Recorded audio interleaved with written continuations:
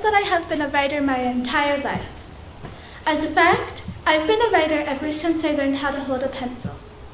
You may know me as the author of the children's science fiction book, A Wrinkle in Time, but you probably do not know how long it took me to find a publisher for that book.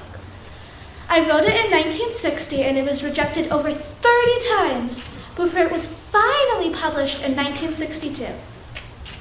Since that date, the book has gone on to win many awards, including the Newbery Medal, and I have gone on to create a quintet of science fiction books, including Meg, Calvin, Sandy, Denny's, and Charles Wallace as some of the main characters. So these adventurous children have been an important part of my life. It felt that I needed a bit of adventure in the secluded life I led as a child. I was the only child of a pianist and a writer, and I was painfully shy. I was also very clumsy. I would trip over my own feet at the most embarrassing of times.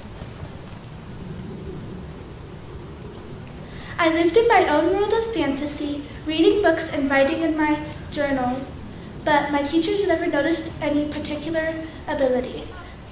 I once heard two of my teachers saying that I was just stupid. Hard words for a child to hear. My parents often argued about what they should do with me and where they should be sending me, so they ended up sending me to boarding schools, first in France, then in Switzerland, and finally in North Carolina. And in between those schools, I learned from governesses who came to our home.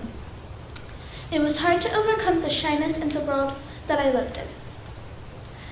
I began my career as a writer after I graduated college and moved to New York City, where I met and married my husband, the actor Hugh Franklin. It was a romantic courtship. We met in the cherry orchard and married in the joyous season. 2 of our New York plays. Hugh and I loved the cultural scene of New York City. There were always so many plays and concerts to attend to, and so many writers to talk to and learn from. But Hugh and I published my first 2 books during this time.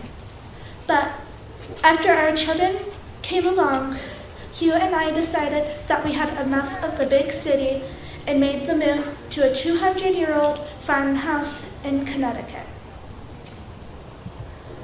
We bought and opened our own little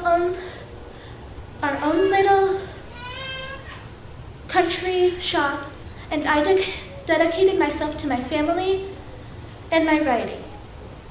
I also worked as the leader of a choir at the local congregational church. I made some money as a writer over the years, but it was hardly enough to keep me going. On my 40th birthday, when the mail came, I opened up yet another rejection notice and was determined to give up writing altogether. But even when I tried to quit writing, the stories kept rolling around in my head. They just wouldn't go away. So Hugh and I decided to move back to New York City with the children, where Hugh could resume acting and I could dedicate myself to my writing. My inspiration came in an unusual way.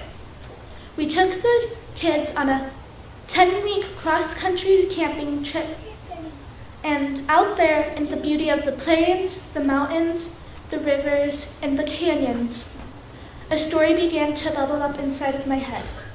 This story was about some children that were forced to travel to another world to rescue their father from a darkness that threatened to destroy them all. This story became A Wrinkle in Time. Over the years, I have noticed that A Wrinkle in Time will probably be my best-known book, but I still write and have published dozens of other books.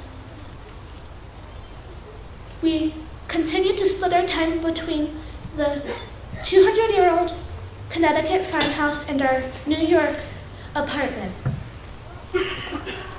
I also worked as a volunteer librarian at the Cathedral of St. John the Divine.